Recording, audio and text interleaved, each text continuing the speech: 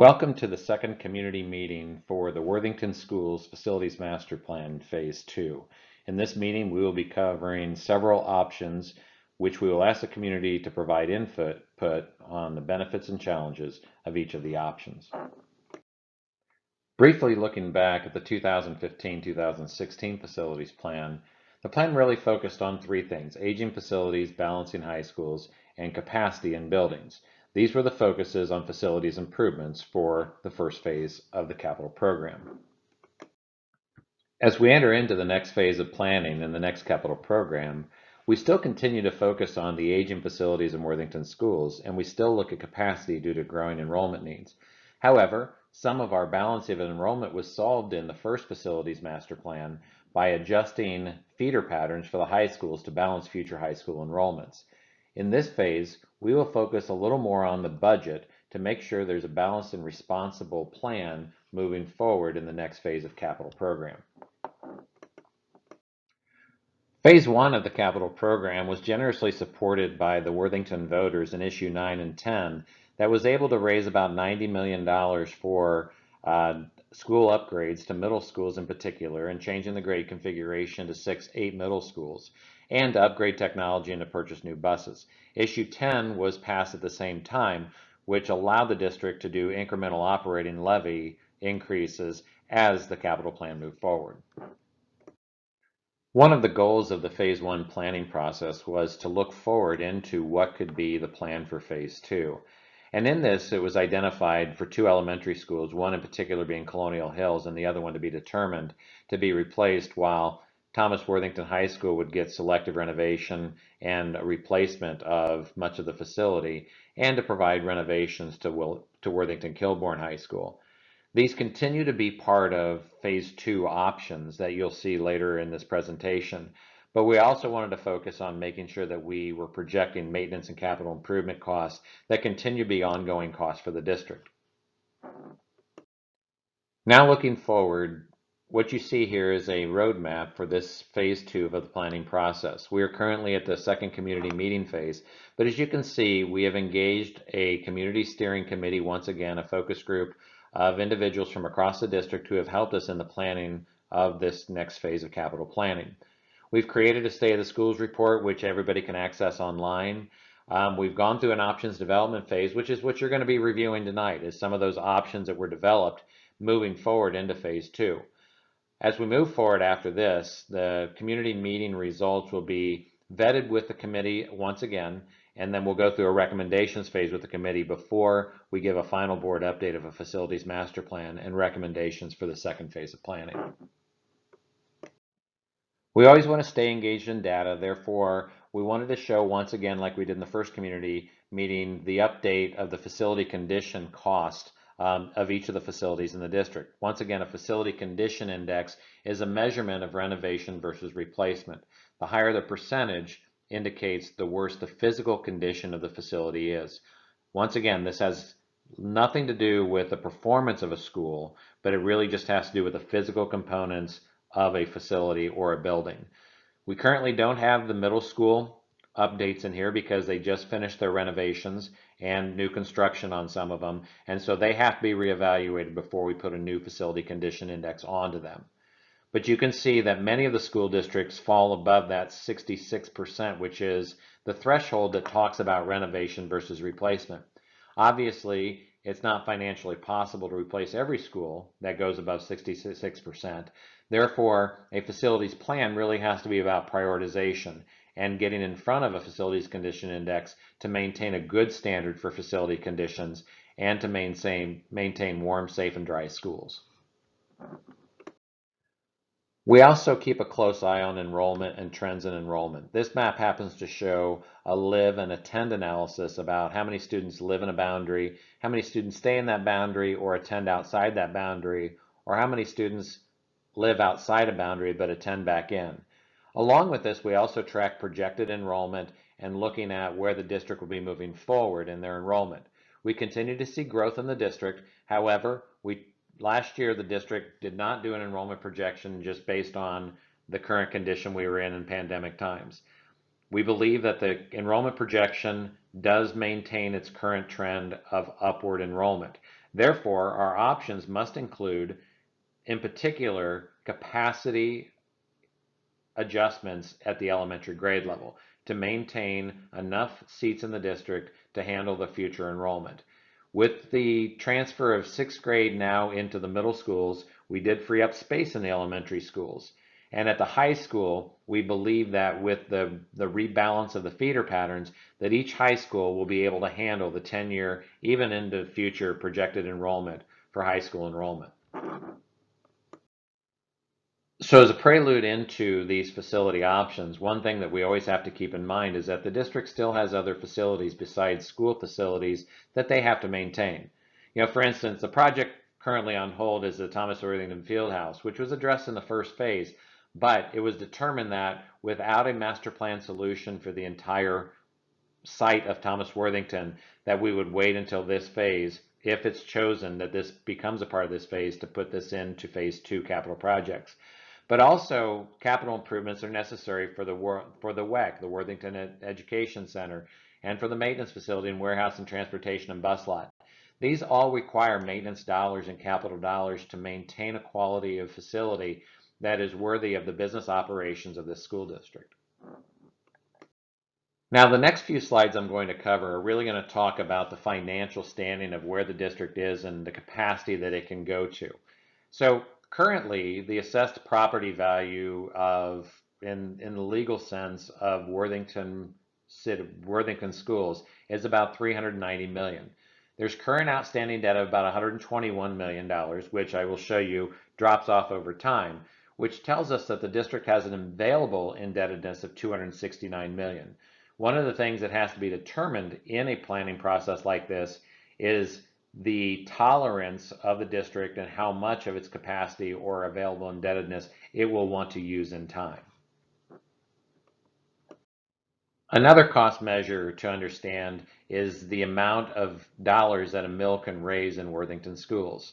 So currently, based on today's interest rates, a 1 mil for a 30-year note would raise about $50 million for the program.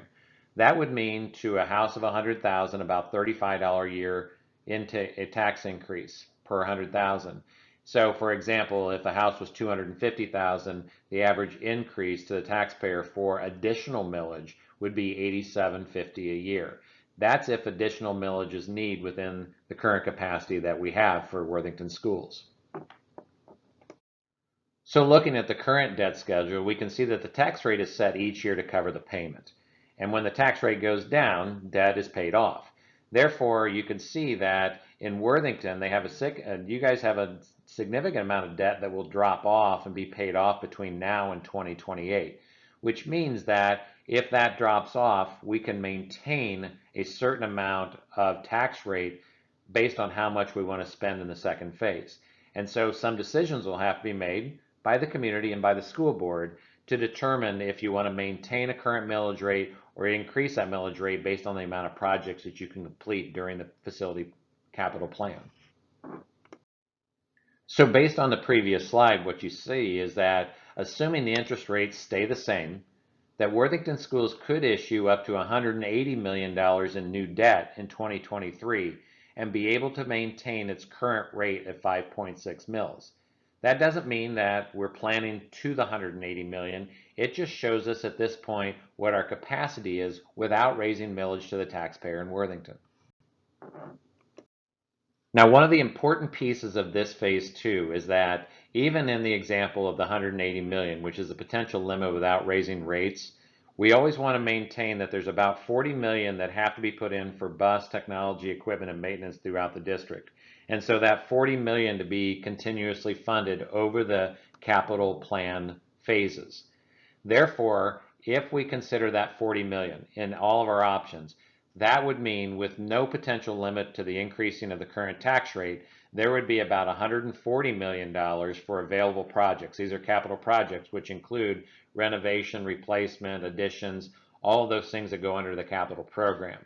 But all of the options are going to show $40 million would be added on to maintain that, what we call maintenance and operations budget, that the district needs to maintain the business operations of things year to year for the school district. So just a quick recap, that $50 million of debt currently costs about $1 million in taxes. For an average $100,000 home, it's about $35 a year increase for a mill. Right now, there's currently $140 million potential of capital costs without increasing the current millage rate. Again, the maximum debt the district has is $269 million, though we wouldn't press to get $269 million to consume all of that in one capital project. The other thing that has to be considered in funding is how much the district can actually manage every year in projects. And so when you're considering the options that will come up, not only should we pay attention to the funding summary, but we should also pay attention to how much we can manage during a year-to-year ongoing capital program. So we need to ask some questions when it comes to our facility needs and funding. What are the needs of the district, certainly, and both phase 2 and in the future. And so how do you get the projects in phase 2 that you want to complete, but leave some capacity for future work out there? Understanding that today's borrowing costs are very low, but those can change in time. We also know that right now, in the current climate that we're in construction, that labor costs and materials costs are high. And so we have to balance both of those with how much we should be doing in phase 2 and then reserving for the future. Other questions that we should ask ourselves is, should we maximize current with additional millage or with no additional millage, or should we go beyond that to complete more projects? Should we do less now and leave more room for phase 3, which are more unpredictable in the future, but would guarantee that there's dollars for the future projects out there? And do we have the operating needs and the long-term for permanent improvement needs to maintain the assets? And so always maintaining that $40 million in there for permanent improvement that are necessary to the day-to-day operations of your schools. So let's begin to talk about the 5 options that were created during this planning process with the steering committee, the community steering committee, that we want to talk to the community about by providing us benefits and challenges. And what I'm going to do is I'm going to provide you a summary of each of the options and then give you a website that you can go to complete an individual survey that will let you rate and rank the options and also allow you to provide us some benefits and challenges to each of these in order for us to come up with the best recommendations possible. One other note that we should say before we get into the options is that it's very rare for an option to go forward as is. Typically what happens in a process like this is that when we pull out the benefits and challenges of each option, we actually merge those together to come up with a best possible solution for the district in the recommendations phase. So when you look at these, you see that they are options, but they're not final options, and that is really important to note. These aren't final options. These are considerations in the options that we want to modify based on your input. So let's talk about option 1. The option 1 basically is a high school focused option, that the phase 2 would primarily be focused on the high schools, but we would also, again, accommodate some of that $40 million so all the elementary schools would get some work during the next phase of the capital program. And so in this, Thomas Worthington High School would get a significant amount of work done here. Approximately $70 million worth of work that would do replacement of the classroom building, replaces a dining area, replaces the existing entrance. About 145,000 square feet of the building would get replaced. Much of the building would remain. For instance, the gym and the gymnasium and the pool would stay in place to maintain its current integrity of the site. And so there are plans that we'll create to master plan the site that would replace all the classroom, science labs, and the dining areas of the school. This would also include a moderate renovation to Worthington Kilbourne. Worthington Kilbourne is almost 30 years old, even though we think of it in Worthington as our new high school, but which means there are significant upgrades that are going to be needed. For instance, this would include about $25 million worth of work to Worthington Kilbourne, which would do a complete overhaul of the HVAC, which is the air handling system of the school district, of the school building. It would do complete restroom upgrades and technology upgrades, and would also renovate the science labs to get them to more 21st century standard science labs. Therefore, this approximate cost for option 1 would be about $94 million. Again, with the $40 million of maintenance and operations in here, we would see potentially no increase to the current bond rate, as we know that we could do 140 plus 40 million in that. And so we want to show here that there would be no potential increase on the current bond rate for this. Option 2 shows us a hybrid of high school and elementary projects for the second phase of the capital program. In this phase of options, we would have, once again, the major renovation and partial replacement at Thomas Worthington High School and the moderate renovation at Kilbourne as described in option 1. In this option, we would also add, though, the replacement of 2 elementary schools in the district. And we've identified these schools to be replaced for Colonial Hills Elementary and for Brookside Elementary schools that would have a capacity of 600 seats.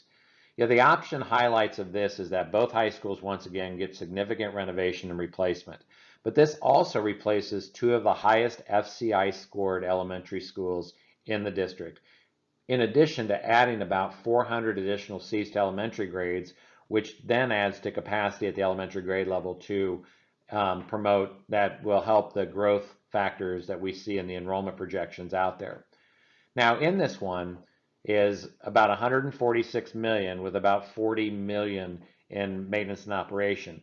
Once again, that kind of exceeds our threshold of the 140 plus 40 without any tax rate. That's why we say there would be a probable tax rate increase, although at 146 and 40 million, a minimal tax rate increase for this option. Option 3 is not significantly different from option 2 in that it proposes the same projects. The only difference that we show here is the replacement of Colonial Hills and Brookside for 700 seats instead of 600 seats. Where this makes a difference is it would add approximately 600 additional seats for future growth at elementaries, which gives the district a whole lot more flexibility when it comes to their capacity. But understanding that by doing that and making the increase to 700 seats at both those schools, we would likely be looking at significant boundary changes once those projects are completed. Now, the approximate cost on these also does increase to about 157 million instead of 146 million to handle the additional increase of capacity at these buildings, which again then shows us a likely increase to the current tax rate that Worthington currently has. Option 4, again, is a hybrid option of high school and elementary projects. In this, we would maintain that the high school projects get completed in phase 2 of the capital plan. We would also leave in this option the replacement of Colonial Hills and Brookside elementary schools. Where the difference on option 4 is the option of either replacing Evening Street Elementary School at 600 seats capacity, or we would make renovations the same amount of dollars, so approximately $25 million of renovations to select elementary schools based on their facility condition index. What this means is that either one of these projects would reduce significantly the facility condition index of the district. However, in the renovation phase, we could approach more elementary schools projects during this phase than we would if we just replaced a third elementary school. And so in this, we would like your opinion about where we would get probably the most value out of this without making a decision as to whether it should be the replacement or by adding dollars to more renovation projects. But in this option, what we're looking for is some input on that, and if we should increase the cost of this next phase to 180 million plus 40 million, which does show a likely tax rate increase, but adds the 700 additional seats, but also means that we get more projects done in phase 2. So once again, as a summary for option 4, it's the same as option 3 in replacing Colonial Hills and Brookside Elementaries for 700 seats, but it's then adding on the option of either replacing Evening Street Elementary at 600 or allocating that $25 million into renovations across several elementaries in the district. Our final option is what we might call the maximum option that we could do with the funding available. That if we decided to go after this option, we would be looking at 220 plus a $40 million, which would mean about $260 million of, of cost for this one. In this, again, the high school projects maintain the same as they did in the first four options. However, we would replace, again, Colonial Hills and Brookside Elementary with 700. In this, we would add an additional approximate $60 million of renovations to the remaining elementary schools out there, which again would be a majority of the elementary schools that would get significant work in phase 2 of this process. What this also means is that there is a condition improvement that would be unprecedented in the school district that would take the facility condition index down significantly. However, this option would leave the minimal options for a phase 3 in that we would maximize the current debt load of the district. And so once again, as a summary, option 5 is what we might call the maximum option, which would be complete high school renovation and replacement of 2 elementary schools, and significant renovation to elementary schools, a majority of the elementary schools across the district. Again, the cost of this would be about $220 million in capital costs, with about $40 million, which means the total would be about $260 million of capital cost for this phase 2. The last thing we want to talk about in options are what we call capital community enhancement projects. These are projects that the school district could put into the capital program that have real community benefits for use, for long-term use for both schools and the community. The first community enhancement project we talk about is extracurricular fields and the improvements to those fields, where we would replace a lot of those schools with turf to give them longer use and more weather. That way it would increase access to more events that could happen on these extracurricular fields. The second option would be an indoor training center or recreation center. This would be a multifunction facility that would include weight rooms, cardio training, turf sport facility, and even court sports that the community could have access to during non-school working hours. Another community enhancement project would be an indoor pool. This community enhancement project would fund a new construction of an indoor competition aquatic center to replace the existing pool. By constructing a new facility, this center could be built for multifunction community and school events. And finally, the final community enhancement project we've identified are turf practice fields. So these are the fields that would provide the ability for more access to practice fields that wouldn't be so dependent on weather and time of year. The final slide just gives an option summary of the cost per option and the types of facility actions that are out there, replacements, renovations, or additions. And you can see what was tried to be presented was several different options that fit within the parameters of your debt capacity that gave the community a look at what you could do without raising current tax rates and what it would take to do more projects. But this also gives a summary of community enhancement projects that may weigh into your decisions as you weigh these options and the benefits and challenges of the options presented. In closing, what we'd like to ask for you to do is to go online or to go onto your phone and complete a questionnaire for us. Keep in mind that the options, once again, are not final. We take the community response on the benefits and challenges that you see for each of these options to try to combine them into the best possible recommendation moving forward for the phase 2 of capital improvements for Worthington schools. When you are finished with these, we're going to ask you to rate and rank each of these options, provide us in the comment section some benefits and challenges, and look forward to hearing more responses as this facility process goes into October and November, and we present the final recommendations to the school board in November. If you have any questions, please feel free to contact the district with any questions that you might have on the Facilities Master Planning link on the district website. Once again, thank you for listening to this presentation tonight and answering the questionnaire and being a part of this facility planning process.